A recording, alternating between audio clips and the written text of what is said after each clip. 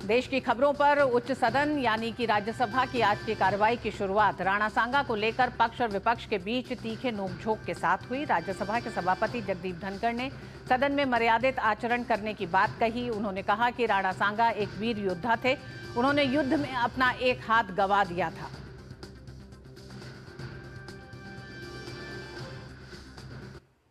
Rana Sanga was such a venerable figure. He lost his one hand, he lost his one leg, he lost half of his body fighting valiantly. And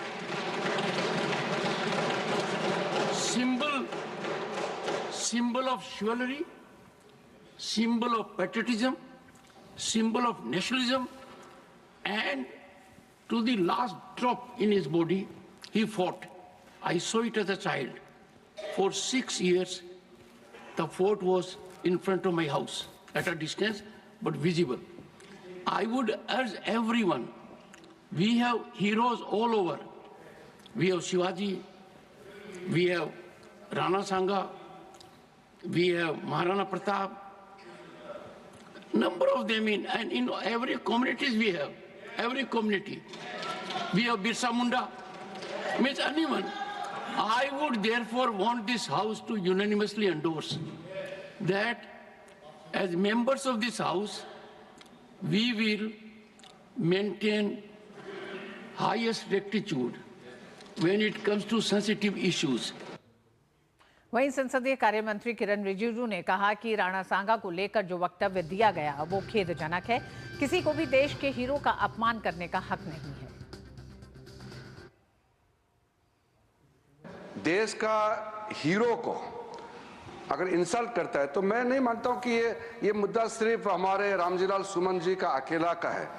वो बहुत senior MP है, हम लोग लोकसभा में भी साथ रहे हैं, कई साल पहले भी यहाँ आए हैं। इसको मैं इज्जत देता हूँ व्यक्तिगत तौर पर, एक साथी के तौर पर। लेकिन जो राणा सांगा को लेकर के जो वक्तव्य दिया, अगर यहाँ से हटा भी दिया, वो बाहर सोशल मीडिया और न्यूज़ में तो वो तो बिल्कुल चल रहा है।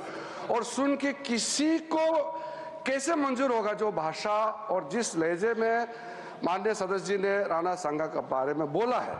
इसलिए मैं आपके बात को सहमत करते हुए मेरा तरफ से ये दरखास्त है, हम लोग आपका स्टेटमेंट को, ऑब्जर्वेशन को एंडोर्स करते हुए विशेष करके जो इंडी गठबंधन है कि नेता कांग्रेस पार्टी को भी मैं अनुरोध करता हूं, आप भी खुले तौर पर ऐसे स्टेटमेंट को खंडन कीजिए। और चेयरमैन साहब ने जो ऑब्जर्वेशन किया है, कोई भी रीजन, कोई भी जाति का नेशनल हीरो को अपमान नहीं करना चाहिए, देश में भी और इस सदन में भी। वहीं केंद्रीय मंत्री पीयूष गोयल ने इस विषय पर कहा कि जो विषय है उसके दो पहलू हैं। रामजीलाल सुमन ने अमर्यादित बोल बोले हैं, पहले तो बोल फिर उसको दोहराया। उन्होंने देश को बांटने वाली बात कही है।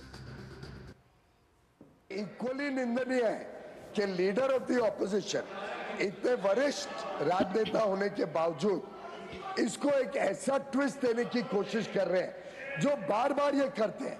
इस सदन में कई बार हमने देखा है कि जात पात पे देश को बंटवारा करना, जात पात पर लोगों के बीच में गलत भ्रमित करना, फॉल्स नैरेटिव बनाना, ये जो खड़गे जी का बार बार करने की कोशिश होती है वो भी उतनी ही निंदनीय है। अब समय आ गया है दुनिया को, देश को इस सदन से एक मैसेज जाए, इस सदन से एक आवाज गूंजे कि पूरा सदन एक आवाज में, एक स्वर में रामजीलाल सुमन जी के वाक्य को, उनके जो बात उन्होंने कही है उसको कंडेम करता है, उसको निंदनीय मानता है। वहीं भाजपा के वरिष्ठ सांसद राधा मोहन ने कहा कि रामजीलाल सुमन ने जो भी कहा वो सोच समझकर कहा और उन्हें उसके लिए माफी मांगनी चाहिए। अगर ये स्पष्टीकरण दिया होता कि मैं ऐसा नहीं कहना चाहता था और कह दिया होता कि मैंने जो कुछ कहा मैं उसके लिए शर्मिंदगी महसूस करता हूं और पूरे देश से माफ़ी मांगता हूं, बातें उसी दिन ख़त्म हो गई होती। आश्चर्य की बात है, माननीय सांसद जी का बयान आया, मैं मरते मरते मर जाऊंगा लेकिन मैं अपनी बात वापस नहीं लूंगा। जब तक जीवित रहूंगा तब तक मैं इस बात को वापस नहीं लूंगा। यह बताता है कि जो कुछ उन्होंने कहा था सोच समझ के कहा था, होशो हवास में कहा था, नियोजित तरीके से कहा था। और यह जो संपूर्ण इंडी ठगबंधन है, यह इस इंडी ठगबंधन की मानसिकता को द्योतक करता है। उधर समाजवादी पार्टी के सांसद रामजीलाल सुमन के राणा सांगा पर दिए गए बयान पर भाजपा सांसद कंगना रनौत ने कहा कि राणा सांगा संपूर्ण भारतवर्ष के लिए स्वतंत्रता संघर्ष के प्रतीक है। महाराणा प्रताप कहते हैं कि राणा सांगा उनके प्रेरणा थे, वे हमारी बहुत बड़ी धरोहर हैं, उनका इस तरह से अपमान करना बहुत गलत है। भारतवर्ष के लिए जो है वो स्वाभिमान स्वतंत्रता संघर्ष का प्रतीक है। ये वो योद्धा है जिनकी वजह से आज हमारा वजूद है। 100 के 100 युद्ध उन्होंने लड़े, वो सब के सब महाराणा प्रताप जी खुद कहते हैं कि उनकी वो इंस्पिरेशन रहे हैं हमारे क्षत्रिय समाज के लिए। वो एक बहुत बड़ी हमारे स्वतंत्रता सेनानी या एक तरह का कह लीजिए कि वो हमारी बहुत बड़ी धरोहर है। तो उनका इस तरह से अपमान करना, आए दिन कोई ना कोई इस तरह से एजेंडा चलाना और देश में ये प्रतिक्रिया लाना, ये क्रोध की और ये एक मन मुटाव की और काटने की या बंटवारा करने की ये जो भावना हमेशा लाते रहना, ये बहुत ही गलत बात है। हमें उन माफ़ी से कुछ नहीं मिलेगा, लेकिन हम चाहते हैं कि हमारे योद्धा को जो है उनका दायित्व अगली आने वाली पीढ़ियों के लिए, जैसे महाराणा प्रताप कहते थे कि मेरा वो एक बहुत बड़ा रोल मॉडल है, हमारे वो रोल मॉडल है, हमें उनके नाम पे कोई कीचड़ नहीं चाहिए। और इस पूरी खबर पर हमारे साथ जुड़ गए हमारे साथी कुमार आलोक। आलोक, सबसे पहले तो यही जानना चाहेंगे, क्या इतनी आलोचनाओं के बाद और जिस तरह से इस मर्यादित टिप्पणी को लेकर राज्यसभा सभापति ने भी अपनी टिप्पणी दी, इसके बाद क्या समाजवादी पार्टी के नेता रामजीलाल सुमन अब माफी मांगेंगे? ये बहुत इंटरेस्टिंग था। जब सदन की शुरुआत हुई, सदन की शुरुआत से ही ये हंगामा होने लगा, खासकर सत्ता पक्ष के सदस्यों के द्वारा कि जिस तरीके का बोल रामजीलाल सुमन ने बोला है। ये 21 मार्च को जब गृह मंत्रालय के कामकाज की समीक्षा पर जो बहस हो रही थी, उसी में रामजीलाल सुमन ने ये बोला था। उसके बाद से फिर विवाद थम गया था। उस दिन आलोचना हुई, लेकिन उसके बाद मामला थोड़ा ठंडे बस्ते में चला गया। लेकिन फिर बाद में जाकर के उनको कहा गया कि माफी मांगने के लिए, तो उन्होंने मीडिया में जाकर कहा कि मैं मर भी जाऊं, जैसा कि आपने बाइट में सुना राधा मोहन अग्रवाल का, कि मैं मर भी जाऊंगा तो यही कहूंगा, जीते जी जब तक जिंदा रहूंगा अपने शब्द वापस नहीं लूंगा। उसके बाद से यह मामला गर्मा गया और अब आज जब राज्यसभा की कार्रवाई शुरू हुई तो ये मांग उठने लगी कि रामजीलाल सुमन सदन में मौजूद थे और उनसे कहा जाए कि वो माफी मांगे इस वक्तव्य को लेकर के। और पहले तो सभापति ने बताया कि सदस्यों का आचरण कैसा होना चाहिए और उन्होंने बताया, खुद के अनुभव को बताया कि जब वो सैनिक स्कूल चित्तौड़गढ़ में पढ़ते थे तो राणा सांगा के किला का रोज वो दर्शन करते थे और मैं जानता हूं कि राणा सांगा का इतिहास में क्या योगदान रहा है और उनको ऐसे वीर लोगों के खिलाफ इस तरह का बयान देना एक जिम्मेवार पद पर बैठे हुए व्यक्ति के द्वारा वास्तव में निंदनीय है।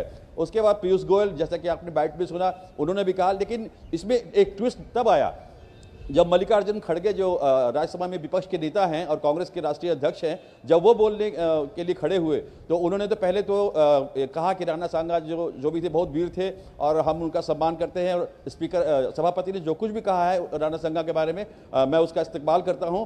लेकिन जिस तरीके से राणा सांगा के स्टेटमेंट के बाद, राणा सांगा पर स्टेटमेंट के बाद रामजीलाल सुमन के आगरा स्थित घर पे करनी सेना हो या जो भी जिन्होंने भी हमला किया या बुलडोजर लेके गए, तो ये दलित के साथ नहीं, अगर ये दलित थे इसलिए ऐसा हुआ। तो इसको लेकर के फिर सत्ता पक्ष और विपक्ष के बीच में हंगामा फिर शुरू हुआ। तब पीयूष गोयल ने जाकर कहा कि इस मामले को दलित और जात पात से जोड़ना खड़गे जी की मानसिकता को दर्शाता है कि वो कितनी इनकी सोच छोटी है। और उसको लेकर के फिर जब सभापति महोदय ने राम गोपाल यादव का नाम लिया कि वो अब उठ के बोलेंगे और उसके बाद नंबर उनका भी आना था, रामजीलाल सुमन का भी आना था। और ये इंटरेस्टिंग होता कि रामजीलाल सुमन का जब नंबर आने वाला था, अगर वो बोलने के लिए खड़े होते तो वो क्या बोलते, ये देखना इंटरेस्टिंग था। लेकिन इतना ज्यादा हंगामा हुआ कि सभापति महोदय को एडजर्न करना पड़ा हाउस को। आलोक, दो बड़े बयान आज सुबह से, पहला बयान मल्लिकार्जुन खड़गे का और उससे पहले जिस तरह से रामजीलाल सुमन ने इस बयान को कहा कि किस तरह से बाबर इब्राहिम लोधी और राणा सांगा का जिक्र किया है, इसके बाद मल्लिकार्जुन खड़गे का बयान, पीयूष गोयल का यह आरोप सीधे सीधे है कांग्रेस पे और पूरे इंडी गठबंधन पर कि एक सोची समझी रणनीति के तहत देश को बांटने की कोशिश की जा रही है। क्या ये विवाद अब राणा सांगा से आगे बढ़ते हुए, जिस तरह से दलित की बात करते हुए मल्लिकार्जुन खड़गे ने कहा है, तो ये एक बड़ी सोची समझी रणनीति लग रही है, या विपक्ष इसको लेकर एक नया मामले के तौर पर आगे बढ़ेगा?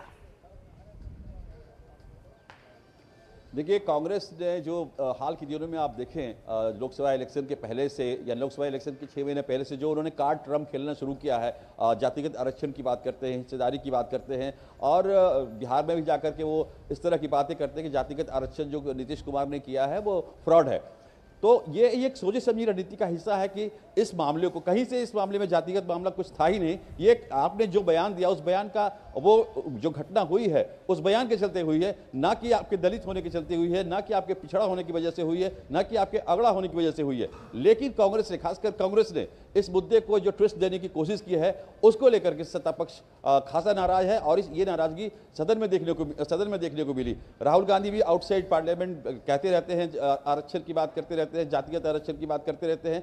तो ये एक सोची समझी रणनीति का हिस्सा था जो मल्लिकार्जुन खड़गे जब बोलने के लिए खड़े हुए, तो उन्होंने इस मसले को दलित सम्मान के साथ जोड़ दिया। वो अब देखना ये होगा, हालांकि राज्यसभा की कार्रवाई फिर शुरू हो गई, क्वेश्चन आवर स्मूथली चला, जिसमें कि सदस्यों के सवाल का जवाब विभिन्न मंत्रालयों के मंत्री ने दिया, चाहे वो कृषि मंत्री हो शिवराज सिंह चौहान हो, चाहे अश्विनी वैष्णव जो सूचना एवं प्रसारण मंत्री के रूप में उन्होंने जवाब दिया सदस्यों का।